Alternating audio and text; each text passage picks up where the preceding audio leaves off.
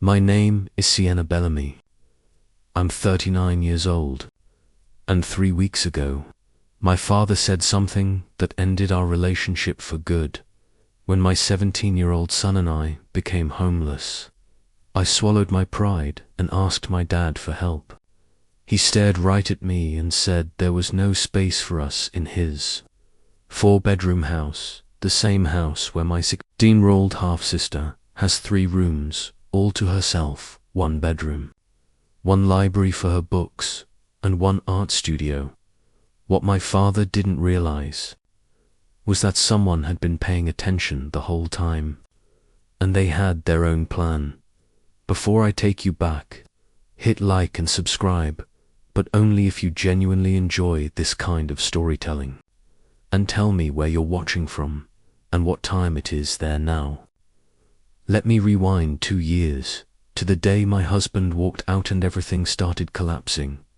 2 years ago, I had $45,000 saved. I had a decade of experience as an interior architect. I believed my life was stable. Then Derek happened. My husband didn't just cheat with a co-worker.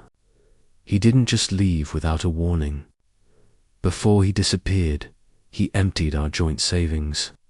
Account every dollar and left me with $28,000 in credit card debt under both our names, and I had to pay it alone, because if I didn't, my credit would be destroyed and I'd never be able to rent anywhere again. Then, 8 months ago, my mother was diagnosed with stage 4 lung cancer. She fought for 6 months. I watched her fade away in a hospital bed. I held her hand when she took her last breath, and I buried her with the little I had left. The hospital bills and funeral costs totaled $35,000. I called my father once desperate. Dad, I need help. Mum's treatments are expensive, and he cut me off. That's your mother, Sienna. My ex, she stopped being my responsibility 20 years ago. Diane wouldn't approve. He didn't even come to the funeral. His excuse: Olivia had a piano recital that weekend. 3 months ago, the design firm I'd worked at for 10 years went bankrupt overnight. No severance, nothing. They still owed me 2 months of back pay, about $9,000. My lawyer said it could take 6 months, maybe a year, and that was if I ever saw it at all. I applied for unemployment. Immediately, they told me there was a delay 6 to 8 weeks because of the bankruptcy paperwork. I used the last of my cash to pay rent for 3 months, praying I'd find another job before it ran out. But the interior design industry was frozen. Nobody was hiring. Then the eviction notice arrived. That night, my son Ethan looked at me still in his green Starbucks apron and tried to sound hopeful. Mum, I asked my manager for more hours. She's letting me work weekends too. We just need to save for the deposit, right? How much more do we need? I stared at my 17-year-old son, who woke up at 4:30 every morning to make coffee for strangers, and I felt my heart split. Don't even think about dropping out, I told him. Your sats matter more. I'll figure something out. 2 years ago, I had a life.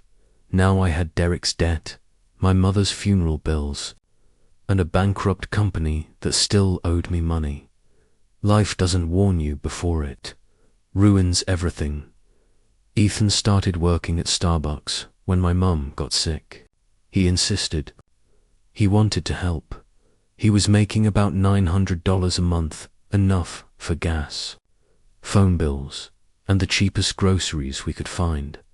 But in Portland, moving into a new place required at least $4,000 up front for deposits and first month's rent.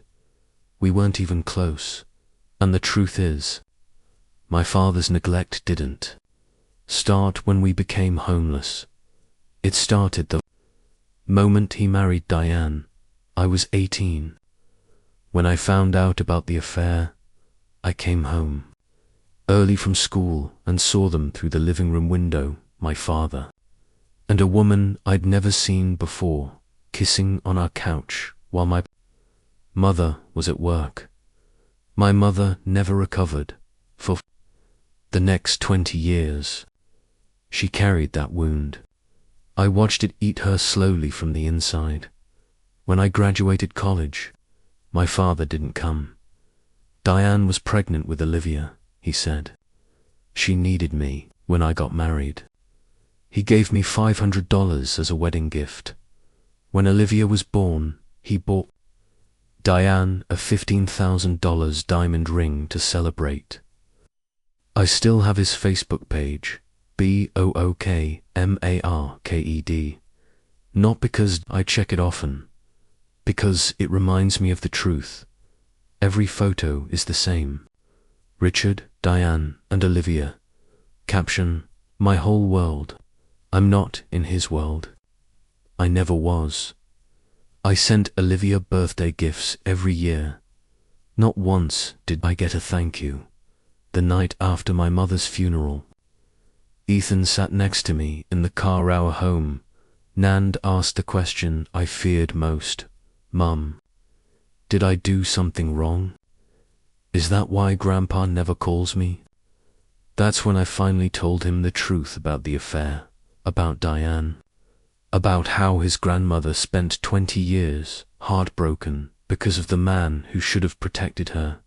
Ethan whispered, Grandma always said I was like you. She would have been proud of me, right? She was proud of you, I said. She told me every single day. He went quiet, then said softly, I miss her, Mum. I miss her too, baby. Every day. We had been sleeping in our car for 3 nights when I finally broke. Walmart parking lot. Space 247. I memorized that number because every night I stared at it, trying not to think about what our life had become. Ethan's alarm went off at 4:30. I watched him sit up in the back seat, rubbing his eyes as cold air filled the car. He grabbed his Starbucks uniform from the plastic bag that served as our closet. I'll be at the store before 5, he said. I can shower in the employee bathroom before anyone gets there. He thought I didn't notice. The way he showed up, early to clean up. The way he changed in a bathroom. Stalled. The way he never told co-workers where we were. Living because he didn't want pity, and he didn't want to lose his job. I watched him drive away in the dark, and I saw what this was doing to him, the shadows under his eyes, his clothes hanging looser. Small burn on his hand from the espresso machine that he brushed off like it was nothing. He was 17 years old, waking up before sunrise from a car to go make coffee for strangers, then coming back to do homework under streetlights because we couldn't waste gas keeping the car running. His SATs were 2 weeks away. He studied on his phone, squinting at practice problems under the orange glow of the parking lot lamps. Meanwhile, I was still waiting for unemployment. 5 weeks in, and they told me it could still be 2 or 3 more. The lawsuit against my old job could take months. Shelters had waiting lists. Had no options left, except one. I stared at my father's contact. Named up the man who skipped my mother's funeral, the man who erased me from his perfect family, and I made a decision, not for me, for Ethan. He answered on the 4th ring. Sienna. Not hello. Just my name, flat and cold.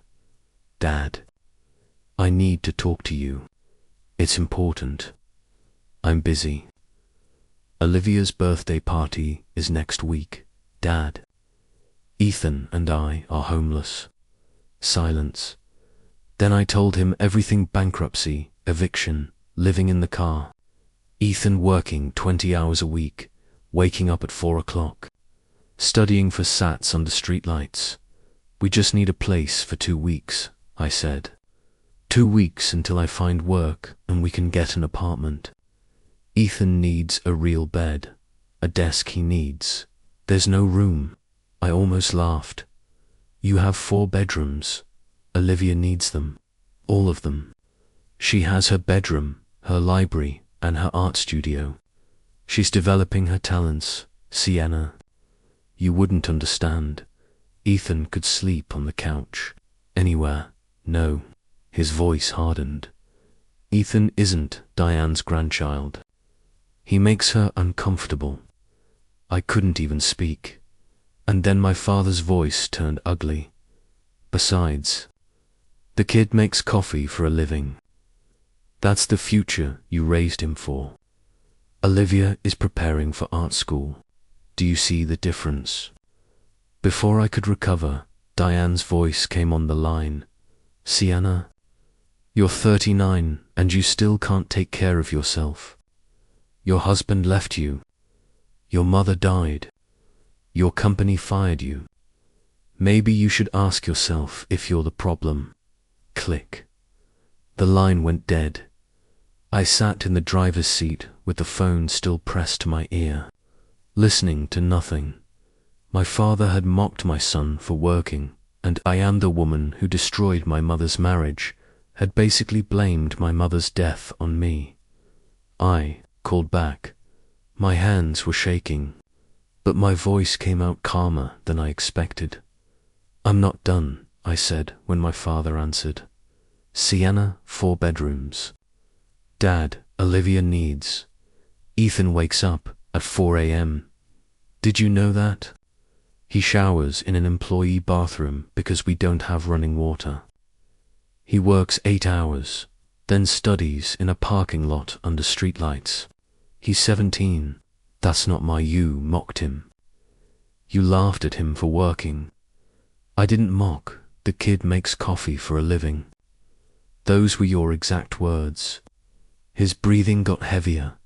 Diane thinks it's best, Diane, I repeated slowly, letting the name hang. So Diane decides who belongs in your house now. It's our house, is it? His voice shifted, like something cracked. What is that supposed to mean? It means I remember things, Dad. Things Grandma told me. About that house. About who it really belongs to. Don't. His tone turned sharp. Don't bring my mother into this. Why not? Does she know you skipped Mum's funeral? Does she know you're refusing to help your own granddaughter and great-grandson? Does she know you laughed at Ethan for having a job? My mother is 80 years old. She doesn't need, then you better hope I don't have to call her. He hung up. I stared at my phone, and for the first time in 20 years, I'd pushed back, and I heard something in his voice I wasn't expecting. Fear then. I realized Ethan was awake. I heard him sniffle. He was sitting in the back seat, still in his Starbucks uniform. The green apron was stained with coffee, and a fresh red burn marked his hand. He must have returned from his shift while I was on the phone. He heard everything.